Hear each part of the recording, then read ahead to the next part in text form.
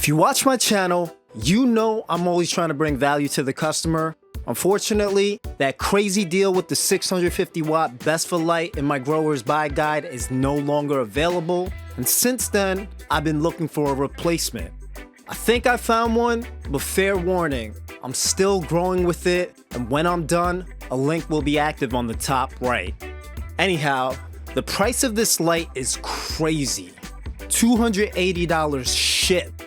And I actually signed up to their affiliate program to see if I could get it cheaper, but unfortunately, this light is too cheap to qualify for further discounts. So, if you get this light, I don't make anything off of it, but I'm gonna tell you my honest opinion. Unboxing this light was interesting because the light folds out like origami and it expands 4 times its size when completely folded out. One annoying thing is the cable kind of juts out on one of the folds, so you have to push it in manually so it could completely flatten. The dimensions are around 44 inches length and width, which fits perfectly in a 4x4 tent. Now, there might be an unintentional perk to this fold aspect because after you hang this, I'm sure there's a way where you could hold this bar angled up to hit the outside of the tent with brighter lights. The build is solid metal and the joints are fluid. This light comes with hanging hardware, but it did not come with any rope clip hangers. I bought some of my favorite hangers with the buttons for this light, one on each corner for complete control. Now the driver is rated at 800 watts, and after I plugged it in, I let it stabilize on a meter, eventually at 817.4 watts. That's a good amount of power, and at 18 inches, it was 1160 ppfd. At 32 inches away, it's 790, which is honestly great. Now the biggest downside is that this light does not come with a dimmer, and for the price, I can't complain.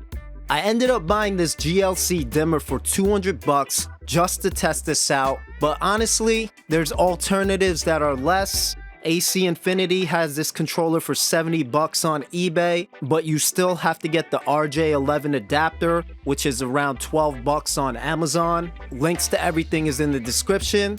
Overall, the complete setup with the hangers and the controllers is still less than $400 for an 800 watt light.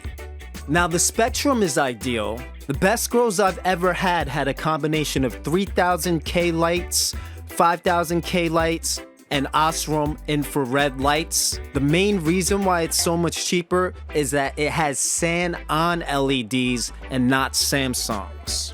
They're definitely less efficient, but most people use lights wrong.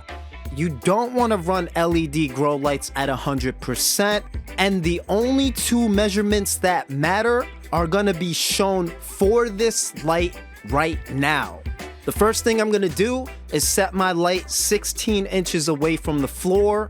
Then I'm gonna get a reading of 200 ppfd directly under the center of this light. By dimming the light with this controller, all it takes is a mere 14% of this light's capacity, or 112 watts, to hit 200. This is the setting that you're gonna start your plants off at. You're gonna gradually increase the dimmer as the plant grows, keeping the distance of the light 16 inches away from the top of your plants.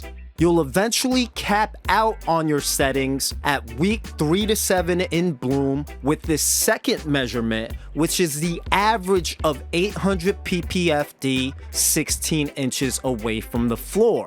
So, I'm increasing my dimmer until I hit an average of 800 ppfd.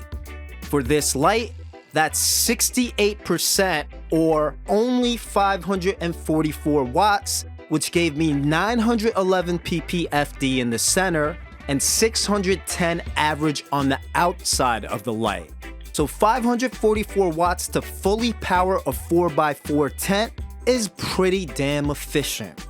As of recording this video, this is the best bang for the buck, and if in doubt, this still comes with a 3-year warranty, which makes it that much more appealing. If you value this content, like, subscribe, and hit that bell.